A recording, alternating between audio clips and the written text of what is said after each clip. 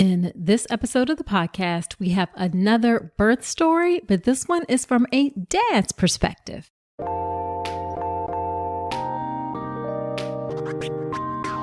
Welcome to the All About Pregnancy and Birth podcast. I'm Dr. Nicole Calloway Rankins, a board-certified OBGYN who's been in practice for nearly 15 years. I've had the privilege of helping over 1,000 babies into this world, and I'm here to help you be calm, confident, and empowered to have a beautiful pregnancy and birth. Quick note, this podcast is for educational purposes only and is not a substitute for medical advice. Check out the full disclaimer at drnicolerankins.com/disclaimer. Now let's get to it. Well, hello there. Welcome to another episode of the podcast. This is episode number 91. Thank you for being here with me today. So in this episode of the podcast, we have another birth story, and this time it's from a dad's perspective. This is the second time that I've had a dad on. My husband, Falcon, was the first dad on the podcast back in episode number 81. But Rick's episode is actually the first episode that I recorded with a dad because it took me a while to convince my husband to be on. Rick and I actually recorded this episode back in June. And Rick is Rick Mulready. He is the host of the Art of Online Business podcast, and he is an industry-leading expert in teaching online experts how to optimize their online business to take them to the next level. And his expertise as someone in the online business space is how I know Rick, because he has been a huge part of helping me be successful in this online business space. So I was really excited when Rick agreed to come on. His daughter, Maya, is such a big part of his life and his work. He talks about her a lot and posts a lot on his Instagram about her. And we have a really great conversation. We talk about how his daughter's birth helped him to really clarify his purpose in his work. And he is just really, really honest and keeps it 100% real about everything about being a dad experiencing pregnancy and birth, including how when he proposed to his wife, they actually hadn't discussed kids before he proposed, how he didn't want to see Maya actually be born, and how he resented her, his daughter, for a little bit after she was born, just because of the disruption to things in his life. So you're really going to love this episode. It's just a fun conversation. There's lots of high moments and funny moments in it, and you are definitely going to want your partner to listen to it as well. Now, before we get into the episode, let me do a listener shout out. This is from It's Too Late for Me _save yourself. I hope that's not the case, that it's truly too late for you. I doubt that it is. Well, the title of the review is Just Speak to Me All Day. And the review says, I'm obsessed with Dr. Nicole. She's lovely, down to earth, knowledgeable, and judgment free. And on top of that, she has the most soothing and beautiful voice. I instantly feel calm when she starts speaking, and even listen to her commercials, which is huge. I fast forward with other pods, and then a laughing emoji. Love the podcast. Thank you for being a part of my pregnancy journey. Well, thank you for that really, really lovely review. I so appreciate you taking the time to leave that for me. It still amazes me when people say that my voice is soothing. I appreciate it, but I'd never in 1,000 years would have thought that. And I also appreciate you inviting me to be a part of your pregnancy journey by listening to this podcast. Now, this podcast is not the only resource that I have. Hint, hint, here comes one of those commercials that you said you listened to. I also have a lot of free resources and downloadable guides on my website. If you go to drnicolerankins.com/resources, I have lots of great things for you there, including a guide to recommended prenatal tests, a guide for managing pain in labor, warning signs to look out for after birth, a guide to help you get started with meditation, because I really strongly believe in meditation. So do head to that page and grab some of those free downloadable guides for you. Again, that's drnicolerankins.com/resources. All right, let's get into the birth story episode with Rick Mulready.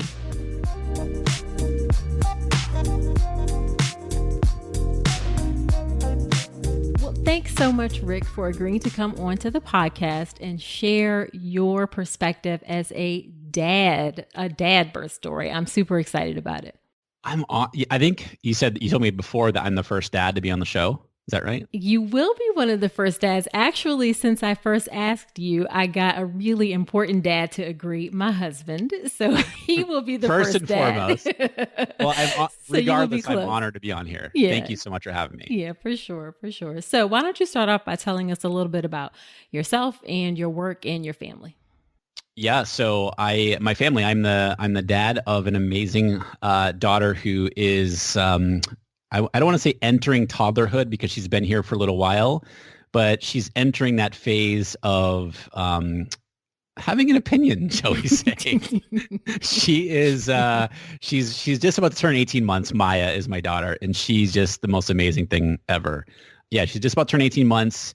She's into everything. She's tantruming, but it's it's a journey every single day for my wife and I, just learning what she's going through and all that stuff. So it's amazing. My wife is Amy, and this is our first kid. Our plan is our only kid. But that was sort of planned. That was our original intention even before her. And I run my own business where I help online experts, and I classify an online expert like yourself, Nicole, where you have an online program, you have an expertise to share, whether it's a course or a coaching program or a membership or something like that. And I help online experts, optimize their business to 6 and 7 figures, meaning let's get you there quicker. Let's remove the blind spots that so many of us have. We all have because we're so close to our business, and let's remove those. Let's get some momentum in the business and get you creating the business that you really want to create. And one piece of clarity that I've gotten literally over the past 2 weeks or so that is extremely relevant to this conversation here is I've been thinking a lot about my deeper purpose. I've been in business now for 6.5 years.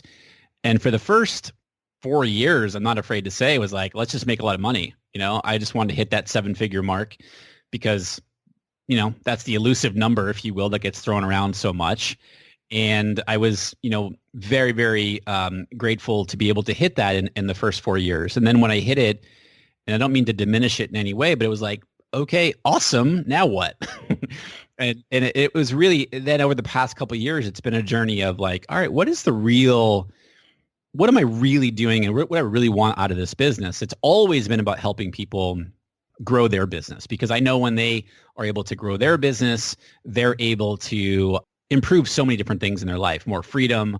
This just opens up so many different options of happiness and all that stuff.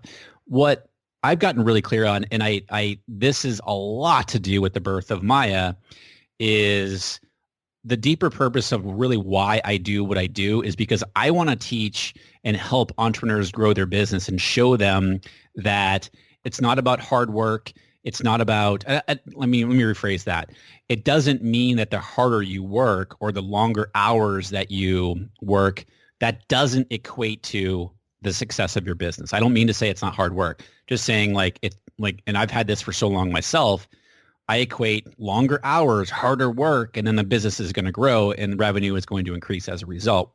When in fact, that's not true. And there's so many examples of that out there. And so what I want to teach and help entrepreneurs, online entrepreneurs, is that money is abundant and get rid of that limited thinking mindset, because that's what I had. That's what I was, and I talk about this with my wife a lot. That's what I saw growing up with my parents. I came from a very blue collar family. My dad was an auto mechanic. My mom was a pediatric nurse growing up. Then she transitioned into weird transition, but she went into a children's librarian. Okay.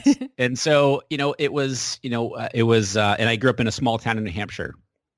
So, and it was all of that. Money doesn't grow on trees. We can't afford that, all this other stuff. And, I look back on it now. Like I said, my dad was an auto mechanic.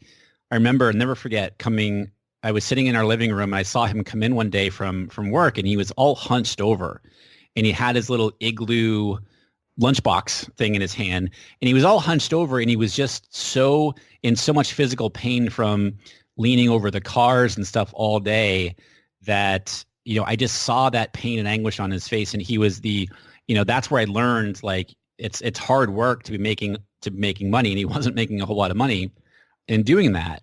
And he'd passed away when he was 55. I was 25, and he died of colon cancer. And so he was diagnosed at 45. So he fought it for 10 years. I am 100% convinced that the stress of his job, because it's a longer story, but the stress of his job and him losing his job shortened his life. And so that is my deeper purpose now, is that I want to help online entrepreneurs grow their business more quickly, and so that they can show their kids that money is abundant, that it's not about longer hours and harder work, and that's the only way you're going to make more money, because I know that that's going to instill, better self-esteem in them, and a completely different money mindset, and less anxiety, because I struggle with anxiety. And so that's really and this all came about, like I said, after the birth of Maya, and something I've been thinking a lot about. So a longer answer to your question. Yeah, no, absolutely. And I think that's important. Obviously, my show is about pregnancy and birth, but I have a ton of doulas and online childbirth educators who listen to me as well. So I think that's a really great point. And you helped me as well, part of learning how to marry my purpose with being okay with an online business. All that stuff was kind of new to me. So I appreciate that. Yeah, of course.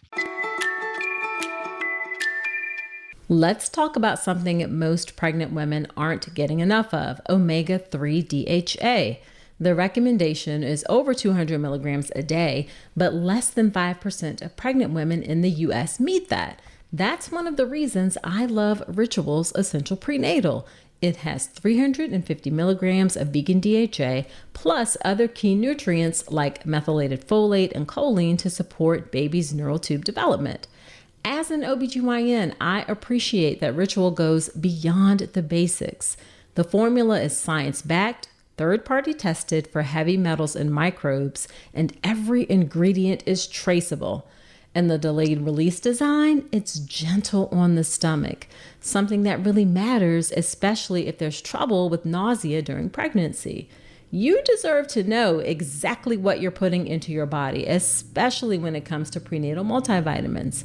And with Ritual's dedication to traceable science and sourcing, you always will. See for yourself with 25% off your first month at ritual.com/Dr. Nicole. Start Ritual or add Essential Prenatal to your subscription today. That's ritual.com/Dr. Nicole for 25% off your first month. Yeah, so let's get into the pregnancy and birth of Maya. So let's start off with, what was the experience of pregnancy from your perspective, and prenatal care and doctor's visits and all that stuff? I was freaked out. To just being honest. Yes, and yes. If I could, it's going to put some things in perspective here, but I think it's important to talk about is that Amy and I did not do a good job communicating about whether we wanted a kid or not prior to us getting engaged. Oh, wow. And so, I'll never forget this. So I proposed to her in Paris, and I'll never forget, we were at Napoleon's tomb. I forget what I forget what the actual building name is, but we were at Napoleon's tomb, and we were outside, and we had just gotten engaged, like literally within the past couple of hours, and the conversation of, are we going to have kids or not? And she was absolutely, and we'd kind of talked about it, but we hadn't really come up with a firm, this is what we're going to do. This is what we want.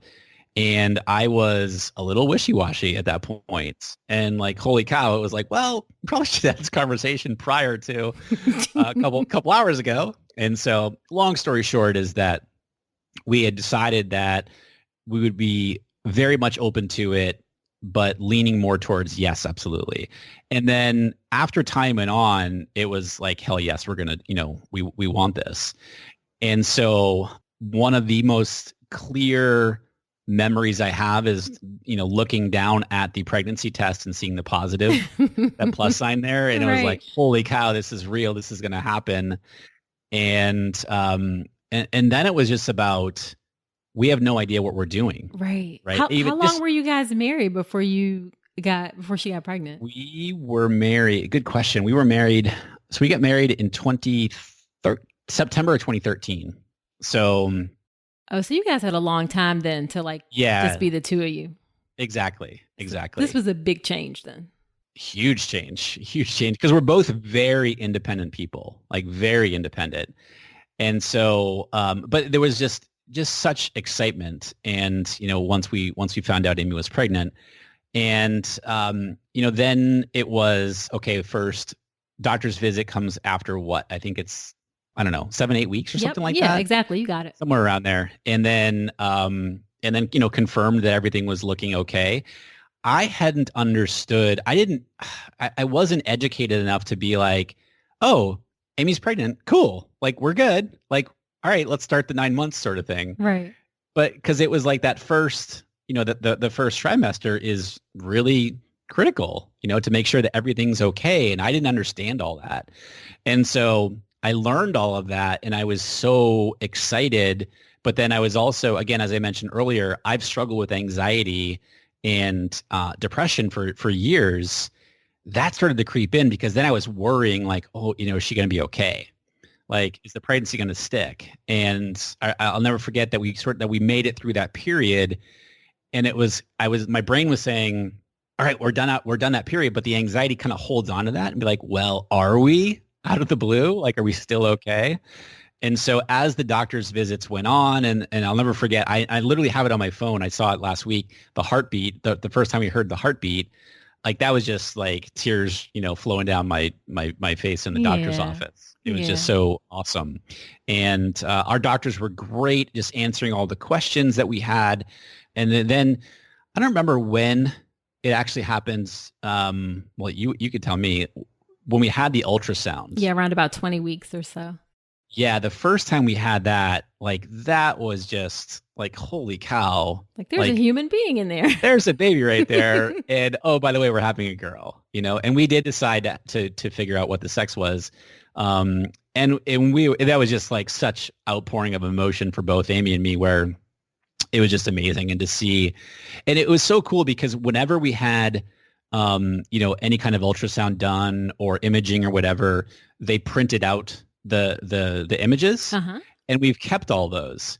And there's one that is a side, what do you call it? Just image side from profile. Yeah. Yeah, it's side profile. Thank you. And it's like, if you look at Maya now and then look at that side profile from one of those first, like, it's like spot on, which, well, it's like, well, of course it is, Rick. It's, like, it's the same kid, but it's just like so cool to see.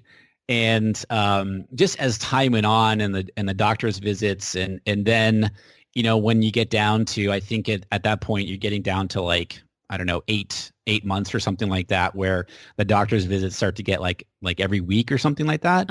Yeah. Then that's when I really, that the whole excitement and stuff actually started to kick into more of the anxiety again, because sleep is super valuable to me. And I have had asthma and eczema on my skin my entire life. And lack of sleep and stress are the two biggest things that affect my skin. And so my brain, again, my anxious brain started kicking in, being like, you're not going to sleep for the first, you're going to have terrible sleep for a long time. This is what my brain was saying. You're going to have terrible sleep. And so your skin's going to be terrible, and you're going to feel miserable and all this.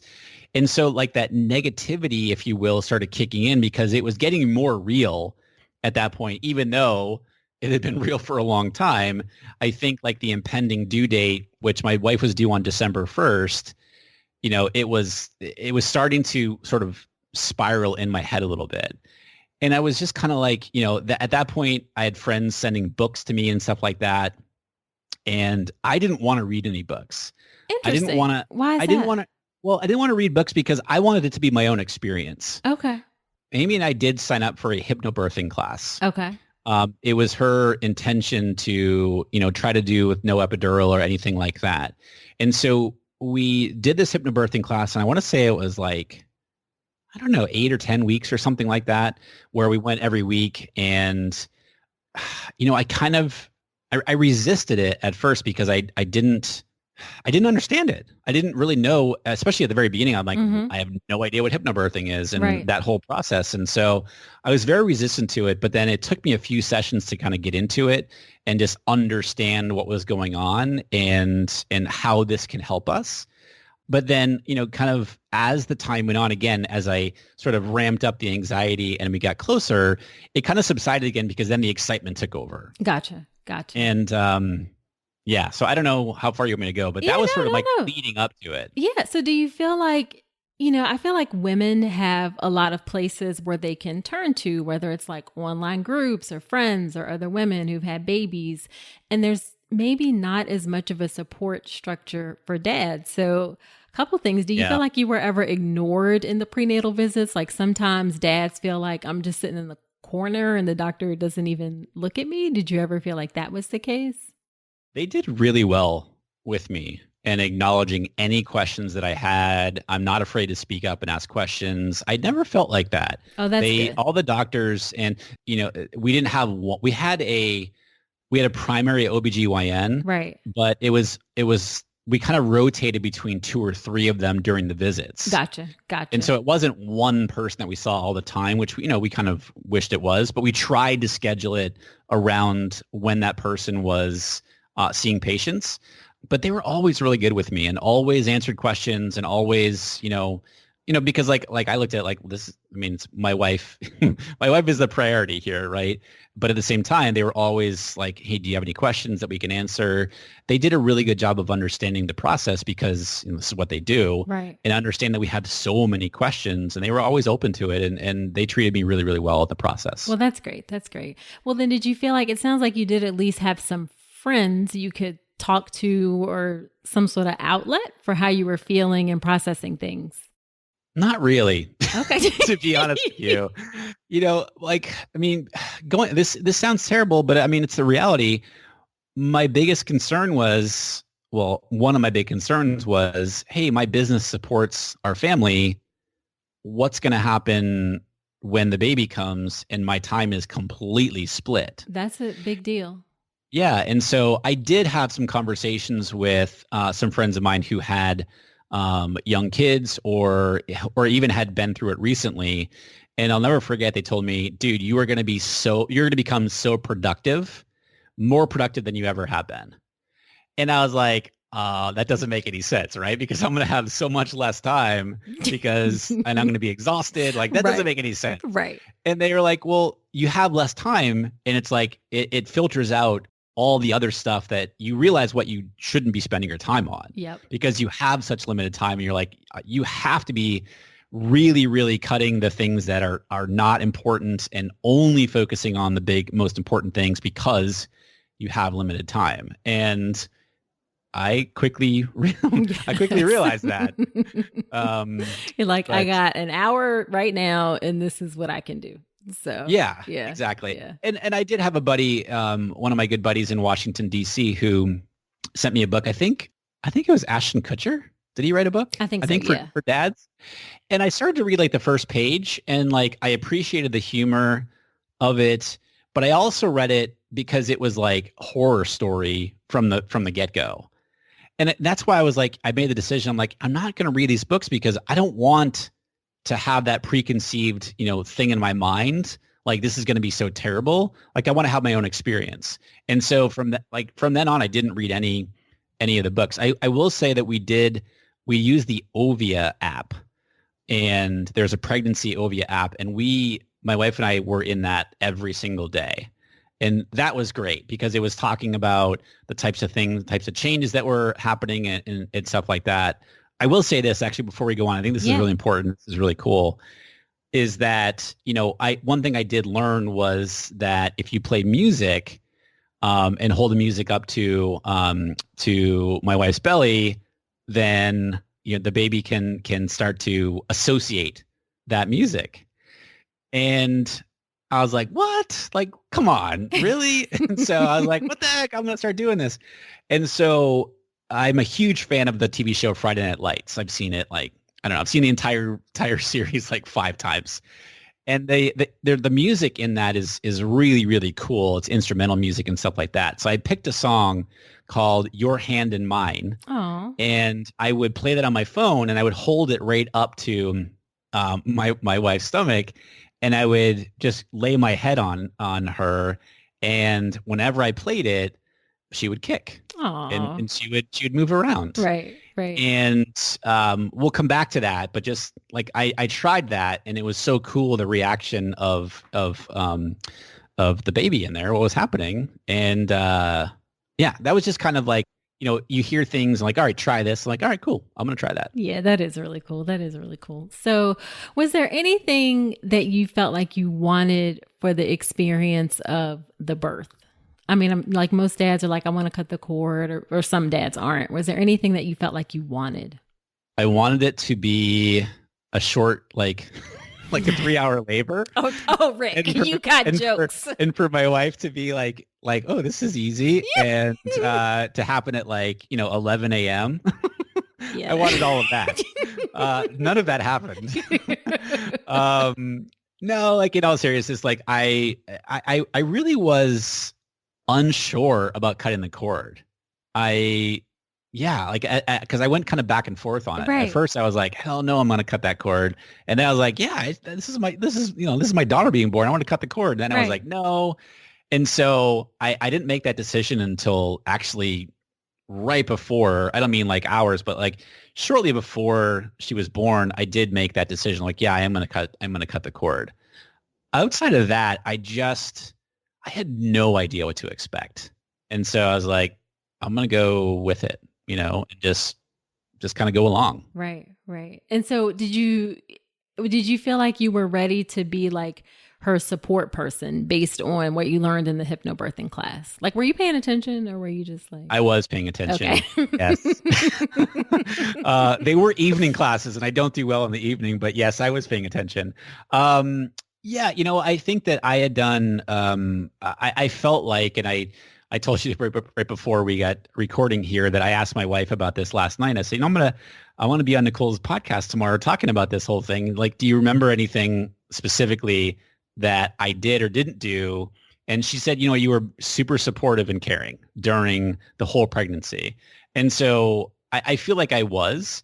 And I tried to be, I did certainly got frustrated at times because, like, I'll remember back, like, I remember cooking like hamburger in the kitchen.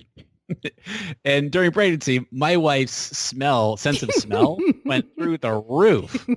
I was like, seriously, you can smell that? And she's like, it's disgusting. Stop. Like, you can't cook. I'm like, what? Like, What do you mean I can't cook this? And I was like, wait, I can't cook ground beef in here for 9 months, So like, no, you can't. Like, yeah, it was just like, all right, I'm going to lose this battle. And it was just more, it was like stuff like that. But I feel like I was as supportive as possible during that. And, I can be a little bit sensitive sometimes. And my wife warned me early on. She's like, you need to know that, like, when we're in the hospital, nothing is personal. Like, nothing is personal. And I was like, okay, and I just seeing her go through the process, I'm glad that she said that to me, because it's, stuff was happening that I had no idea was going to be happening. Right. So let's talk about what happened. What was the labor experience like? Yeah. So she was 2 weeks late. So we went into, Maya wasn't born until the 15th. Oh, wow. Of December. So she was 2 weeks after her due date. And so they induced on the 13th. Okay. And I'll never forget. So we had to go in at, and I thought, again, working off of like nice, comfortable hours, I'm thinking, oh, we'll go in for induction at like 9 a.m. or something. No, we had to report to the hospital like 10:30 p.m. on a Thursday night. Yep. I was like, what? Like, okay.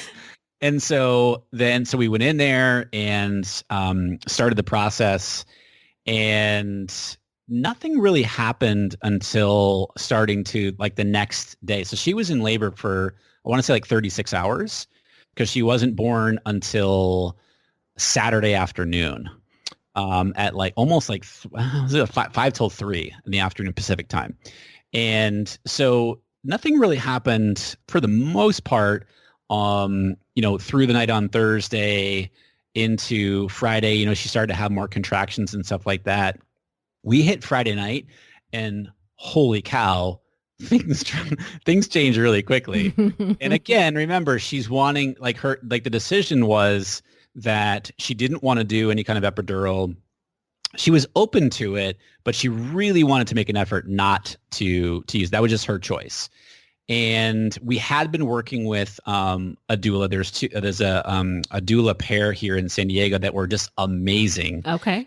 And so that was super helpful. Again, another, you asked me earlier about a resource. I was always asking them questions and stuff like that. And so were they there with you in the hospital, or one of them there with you? Well, so it's a great question because, you go into trying to figure out when to go into the hospital, or right. when, once you're in the hospital, when are they needed, sort of thing. Right. Once we hit that Friday night, and, there's no epidural at this point, and I've never seen. Do you want me to sugarcoat things? Let's put it on out there. I've never seen her in more pain. It was just so heartbreaking to see Amy in that much pain. And it's one of the things that I have to explain to family members. It's really hard to see someone in that much pain. It really is. For us, it's normal, and we know that that's a normal part of labor, but it can be really hard to see someone in pain like that. It was. And I've known, at that point, I'd known Amy for 8.5 years. And I just, obviously had never seen her in that kind of pain before. And just her struggling and doing all the stuff that we had learned in the hypnobirthing and what the doula had taught us and so forth. And so this is probably, I don't know, 12 midnight or something, 11 p.m. midnight, somewhere in that. It's all blurred to me at this point, but somewhere in that ballpark on that Friday night. And at this point, I've been watching Amy go through what she's doing, trying to help and support in however way I can. At this point, I want the doula there, right? Because this is her expertise. She knows exactly what to do. I don't know what to do. I don't know necessarily how to support her, and Amy's not in a place necessarily to be communicating with me, to be sharing that. And so I'm texting the doula and kind of just giving her an update of what's going on. And it was more okay, just kind of keep me updated. And I got, to be honest with you, I got really frustrated. I was like, I want you here. This is what we hired you for. Don't keep pushing me off. But now I understand that because she knew, she's been through it whatever number of times, she understood what was going on.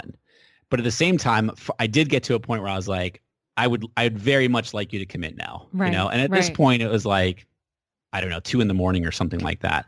And we're going through again, no sleeping. Mm-hmm. And there was a little bed in the hospital room that was the most comfortable thing ever. And so I did try to sleep because the nurses had said, this would be a good time for you to try and get some sleep. I didn't sleep at all.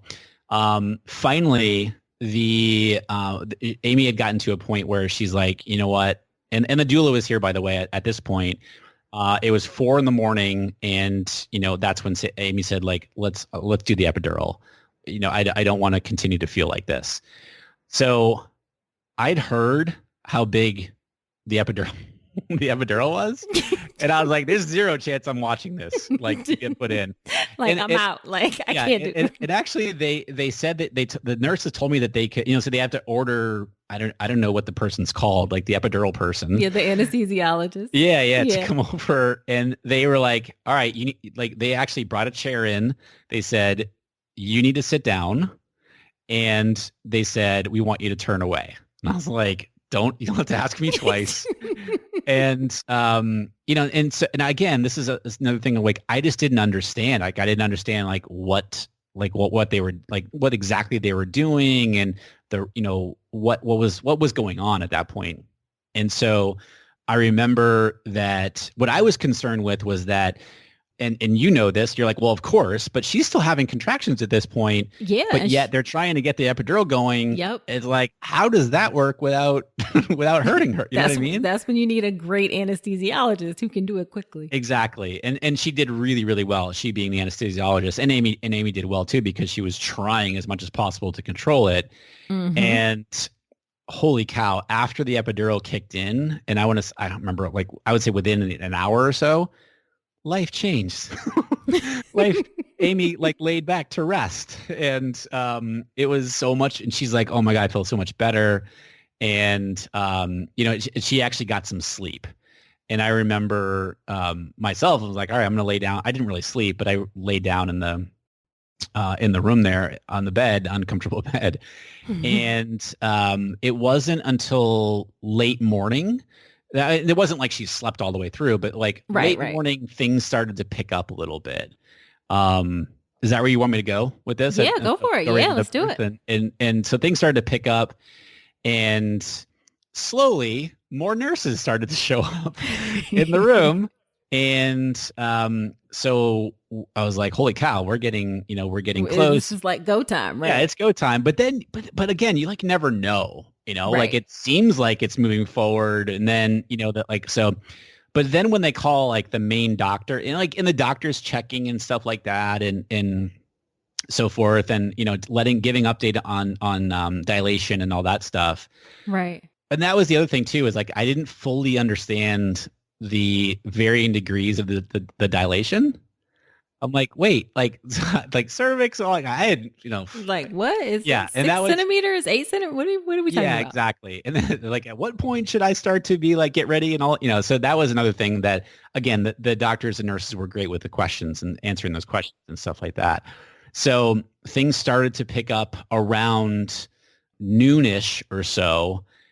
And so she was born at 5 till 3, but like, 2:00-ish, again, the nurses are in there. There's a whole bunch of nurses, and they're getting ready, and they're like, all right, it's go time. And it took a little while, but again, the epidural had been going for a while at that point.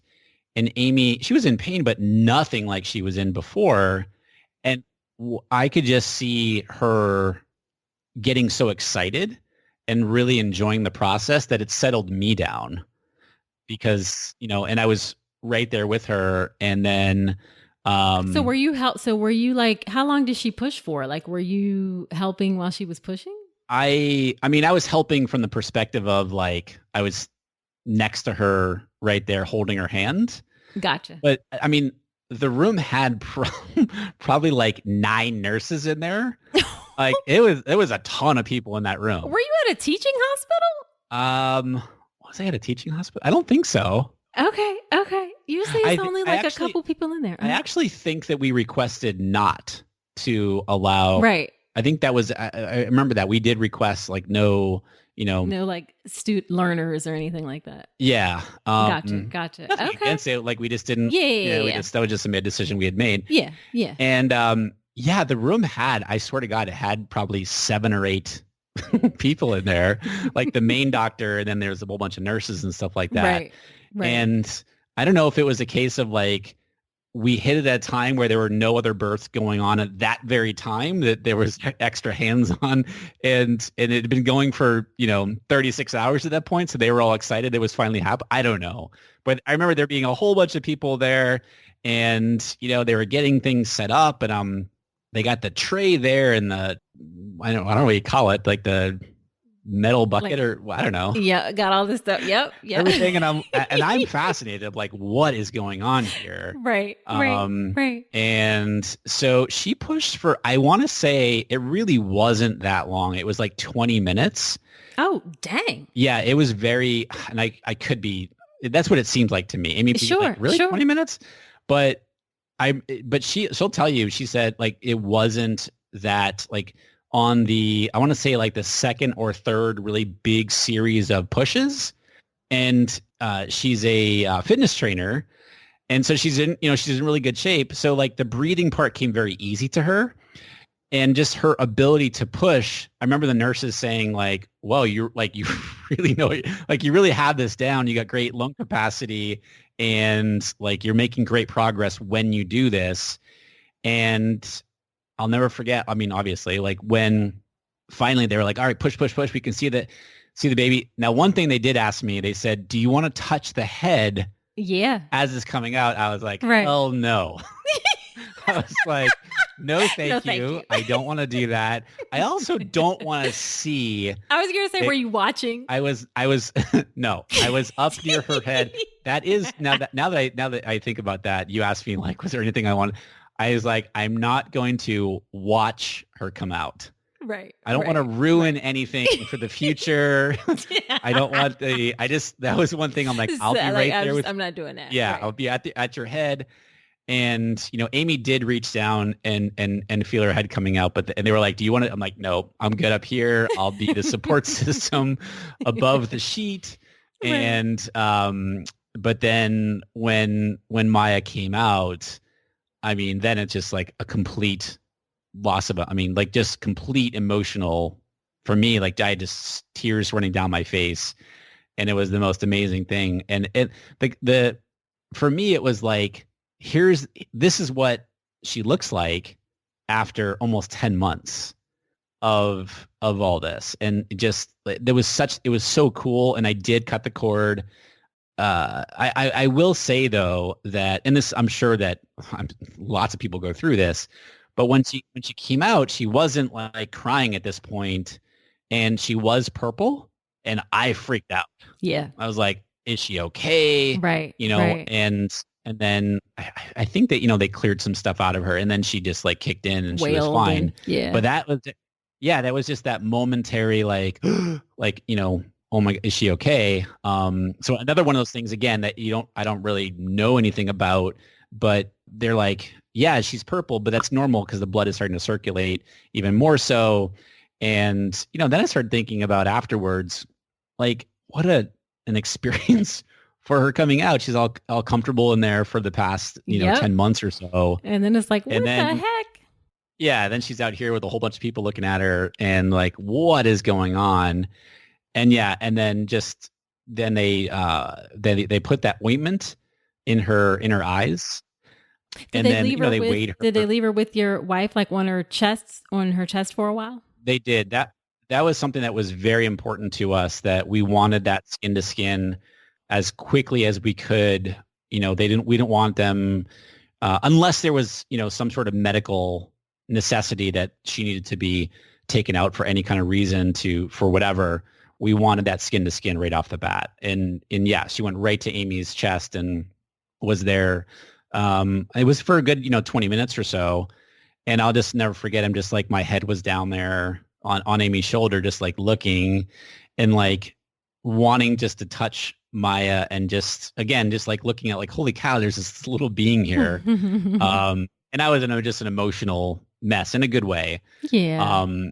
And then in one of my favorite pictures that I have that happened next was like, so I got to hold her. I sat down in the chair, took my shirt off, and she was just laying on my chest. And she's just like this little tiny thing on my chest, and I'm just looking down at her, and it was amazing. I mean, it was so cool. Yeah, that's really special. Do you feel like the hospital staff pretty quickly gave you guys some space and time to like bond as a family, or were there people in and out of the room? No, they were pretty good. They were good about that. I felt like I wanted to hold her a little bit more at that time because, she'd already been on Amy's chest for about 20 minutes or so. And then I took her, it was only for like, 10 minutes or so, but then they wanted to weigh her and measure her and all that stuff. And then she went right back to Amy. And so I kind of wanted more of that. But at the same time, I also understood the importance of like, hey, they need to weigh her and they need to measure her and right. and all this other stuff. And so, yeah, I got it, but I know, of course, I think I wanted more time to do that. But I also understood the importance of what was going on too. Yeah. So then now you have this brand new baby. What were the first like a few weeks like of being a new dad? Yeah. So first of all, we moved from, I don't know what you call it, I guess like the birthing wing of the hospital over to like The postpartum area. Yep. yeah, postpartum area. And the rooms there are really, really nice at the hospital we were at Kaiser. But of course, we have no idea what we're doing as parents, like just zero idea. And again, from like I haven't slept, and of course, Amy hasn't slept a whole lot. And I'll never forget that first night where Maya was just bawling. We have no idea why, right? We're trying to learn how to swaddle, like do the swaddle thing. I could probably do it now, but holy cow, that was one of the hardest things to learn how to do. But I'll never forget, like, we didn't know what to do. And so we're like, should we call the nurse? But it was just like, we didn't call the nurse because it was like, no, this is kind of like normal things that we need to learn. It wasn't like a medical, it wasn't like something was wrong, but it was more of like, we didn't know what to do. Right. And so I want to go back to that, the fact that I was that I used to hold the phone up to Amy's stomach with that song from Friday Night Lights. Yeah. So we were in that first night in the hospital and Maya's just going like crying like crazy. We have no idea why she's crying so much, and we can't calm her down and console her. So we're both Amy and I are both sitting in her hospital bed there, and I'm holding on to Maya, and actually no, Amy was holding on to Maya, and so I was like, you know what? I'm gonna try it. I'm gonna try the phone. I'm gonna try the song, and I turned the song on, and she immediately stopped crying. Oh wow! Because part of what I would talk to her about when she was inside of Amy was like, and I played the music, I said, when you hear this is going to be, a calming cue for you, or what, I forget exactly what I said, but you're going to relax, and this is going to be sort of your cue that it's okay. And so that night, that first night, I turned my phone on, pulled the song up, and she immediately stopped crying, and both Amy and I just like started crying. Of course. Because we were like, holy cow, she actually heard this. Yeah. She remembers that she associates. And even to this day, I can play that song and she stops and she just kind of smiles and looks at me, and she's 18 months now. And it's just the most amazing thing ever. That is so amazing. So those first few weeks, going back to what your question. Yeah. Holy cow. No one can prepare you with like we could both like talk about what it's like, and nobody you cannot be prepared for what that's like. This is one of those things where you think you're prepared. Mm-hmm. No. Like it was just so here's the thing that I think I've only talked about one other time. Right. And I get emotional talking about it because I just to think about this and how I resented her. I resented Maya. I didn't connect with her for the first 4 weeks. Wow. That's really brave of you to say that. And I hate saying it out loud, but it's the truth, right? Like I didn't resent her like per se, but I resented the fact that this is very selfish for me to say, but I'm going to say it. I resented the fact that I wasn't getting my sleep. I like structure and I like my routine, and so I had none of that. And so because of that, I was very resentful because here was this, this new baby into our lives. And because of this baby, I didn't have any of that. And for me to say that out loud and for me to even think about that now, I feel terrible in saying it, but it's the truth. I did think that. And it's also very, very common for moms and dads to feel that way. I think we just don't talk about it enough. Well, when you mentioned earlier, you said, did you have support? I do have a very good friend of mine who you would know who he is, and he has 3 kids now. And I talked to him about this, and he's like, dude, that's exactly the same way that I felt. And I felt this like, oh, like really? Like this isn't crazy? Like this can be a normal thing. And so I'll never forget when that changed. It was a very distinct moment. So we I will say, made the mistake of bouncing Maya on a stability ball because it was the only thing that would calm her down Mm-hmm. from very early on. And I say a mistake because then she got used to it and it was harder to break from sleeping and getting her to bed, all that other stuff. Right. But at the But time, you're just trying to figure out I mean, whatever we'll the do heck anything, works. anything Yeah. that works. But I'll never forget one day I was bouncing her I was holding her and I was bouncing her on the ball. And she just looked up at me with her big eyes and she started to smile. And I'll never forget that feeling. All that resentment and stuff I'd been feeling just melted away. And it was like 4 weeks and I just felt that immediate connection there. But yeah, like I mean, I'm embarrassed to say, but at the same time, it's just the reality of what I was going through and what I felt was, it was so hard. And I just resented the fact that, selfishly, I didn't have my routine and schedule and all this other stuff. But yeah, it was, not gonna lie, it wasn't easy. It's not. But again, I think we don't do enough to normalize. And I don't even know if we consider a lot about dads in the postpartum period. I had a psychologist on, and she talked about how actually dads can go through kind of like a postpartum depression or anxiety as well. It's a trying time to have a new baby. I mean, it's lovely, Yeah. it's beautiful, it's wonderful, but it's also challenging, especially for your first baby. And I think I did go through that. I'm a very big proponent of therapy, Mm-hmm. and I sought out at the time, actually when Amy was pregnant, I sought out a therapist who specialized in men who were either just a new dad or about to become a dad. And he's still a therapist. He's still my therapist to this day, but like that's his specialty. And so that was part, and you asked me before, did I have a resource? Like he was a big resource for me to kind of like, from a therapy perspective, to kind of prepare me and just look at, from mind and psychology and all that stuff. Right. That was helpful. But after she was born and as I got back to see and over time, he did say, I do think you're experiencing some of postpartum. And I was like, what? Like, I thought that was only for women, but I've learned. And I did talk about it. I think, I don't know if it was my podcast or what have you. I talked about it one time. Oh no, what it was a Instagram post. I did a long post about it and I had so many people reach out to me and say, not enough guys talk about this. Not enough fathers talk about this. Like, please talk about this more because this is real stuff. And I was just like, oh, okay. Yeah. It's just my experience. And I talked about it. Right. Yeah. Yeah. You'd be surprised. I'm sure you helped a ton of people that way because especially guys don't talk about these things as much. And then was your wife breastfeeding also? Because that also adds another level of stress potentially. How did that go? She was, and we were very lucky and fortunate that Maya latched like right off the bat.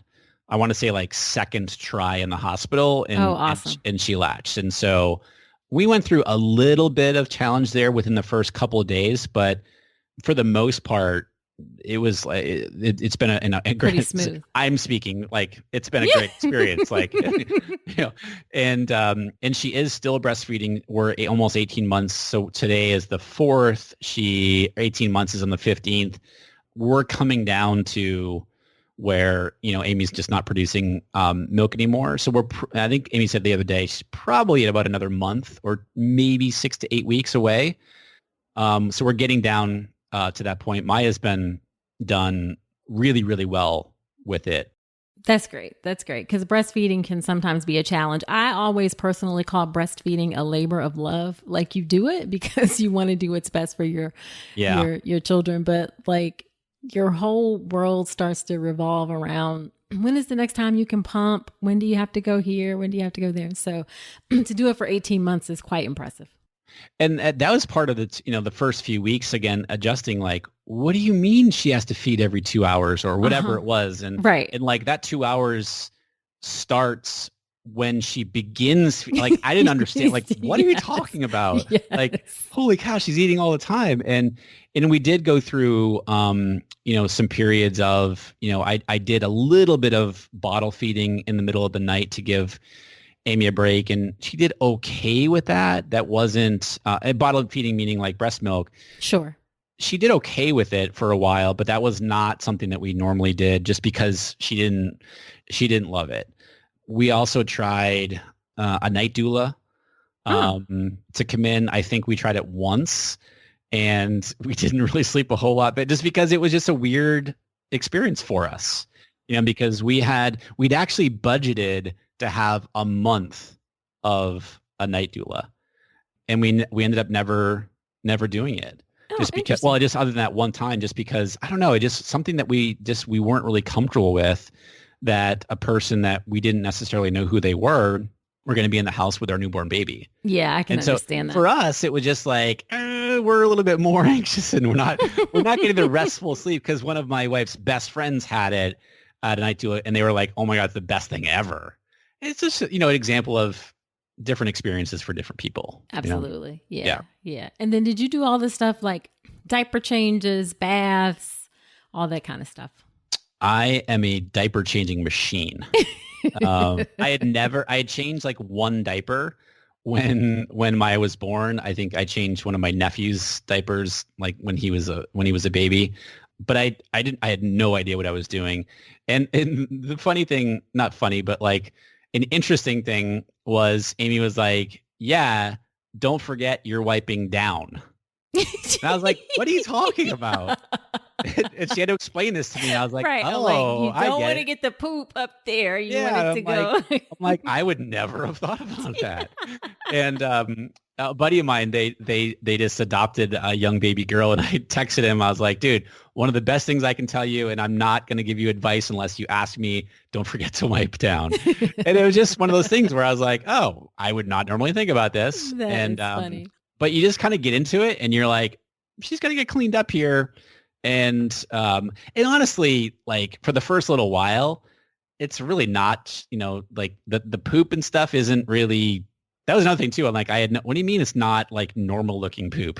So, like, again, you just kind of jump in and do it. Right.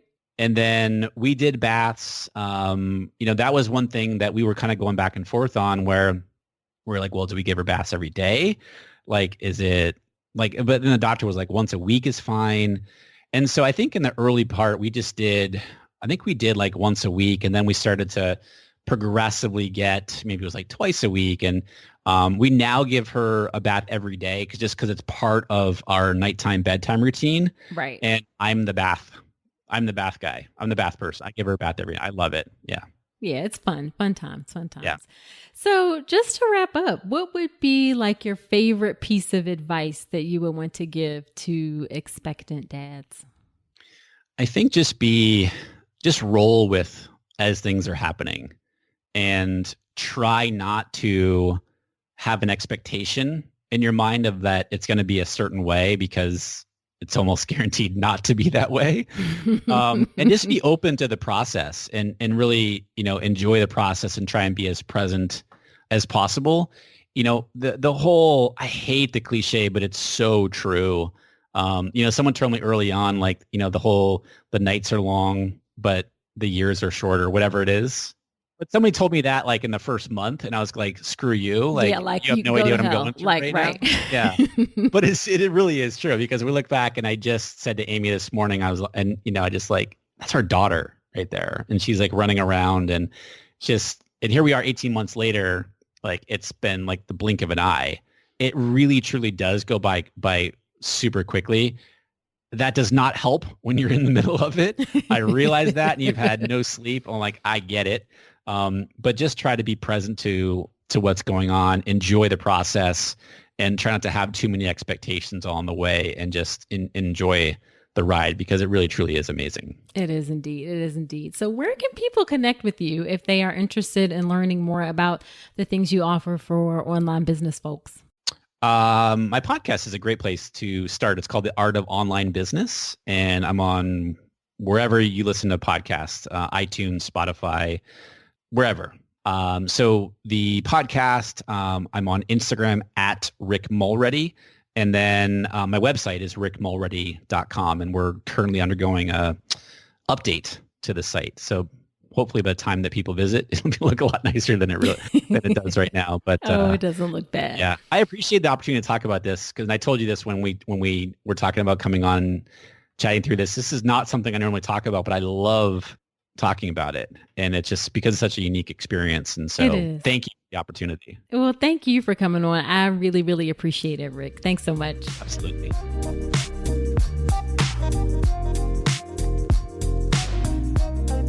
Wasn't that a really fun episode? I so enjoyed that conversation, and I really appreciate his just honesty and not sugarcoating and keeping it real with us during the conversation. And I'm sure that you enjoyed it too.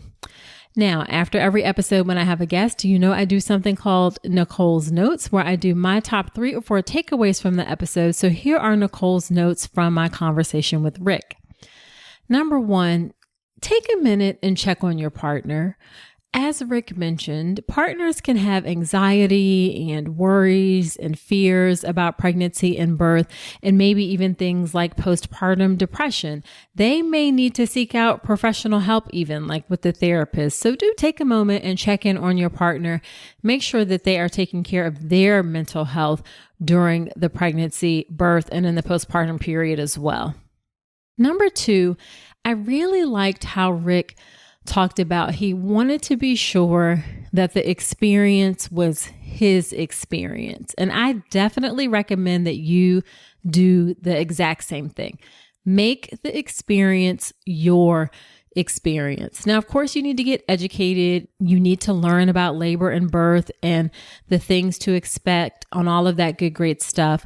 But ultimately, it really needs to be your experience. So although you hear other people's experiences and you hear other stories and you certainly learn from that, go into it with an open mind.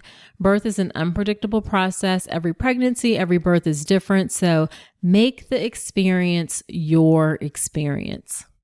And then the final thing that I want to say is that Rick talked in the beginning about thinking about in business how you have to work like crazy and hustle in order to get ahead. And he gave the example of his father and kind of learning those values that you have to work. But that actually isn't true, that you don't have to do those things. And I want to extend that analogy to getting ready for your pregnancy and motherhood. So during your pregnancy, you don't need to read like 50,000 books. You don't need to listen to every single podcast, read every single blog post, follow every single Instagram account. Find 3 or 4 resources that are valuable to you and provide you good information and stick with those. It doesn't have to be like an overwhelming work yourself crazy learning every single thing from every single person. And similarly, once you are a mother, there's going to be pressure, whether you put it on yourself or whether you feel pressure from society. There may be pressure to do all the things, to dress them up in the perfect outfits, to do photo shoots, to make perfect organic meals as they get older, volunteer at things, bake, arts and crafts, activities, all of those things.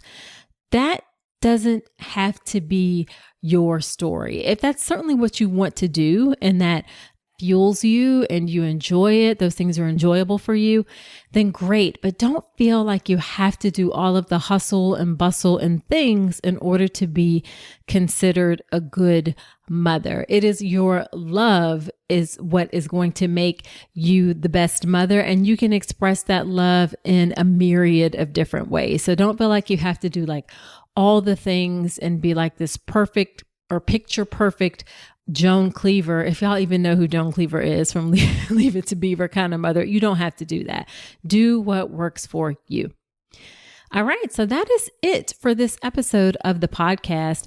Please do subscribe to the podcast in Spotify, Google Play, Apple Podcasts, wherever you're listening to me right now. And of course, I would love it if you leave an honest review, particularly in Apple Podcasts, because that really helps the show to grow. It helps other women find the show. You know, I am on a mission to reach and help as many women as possible. And I so appreciate your help in that mission and in that work of making sure that people have access to this information. So leave me that review in Apple Podcast, and I do shout outs. That's where I do the shout outs from as well. Also, don't forget to check out the other resources that I have for you beyond the podcast. Go to drnicolerankins.com/resources to check out those free guides that you can download: pain management guide, meditation, warning signs to look out for after birth, prenatal test. Those are just a few. Again, that's drnicolerankins.com/resources. Now, next week on the podcast, I am revisiting preeclampsia. That's a really important topic. So you definitely want to come on back next week. And until then, I wish you a beautiful pregnancy and birth. Thanks so much for listening to this episode of the All About Pregnancy and Birth podcast. Head to my website, drnicolerankins.com, to get even more great information, including free downloadable resources on how to manage pain and labor and warning signs to look out for after birth. You'll also find information on my free online class on how to make a birth plan that works, as well as everything you need to know about my signature online childbirth education class, the Birth Preparation Course. Again, that's drnicolerankins.com, and I will see you next week.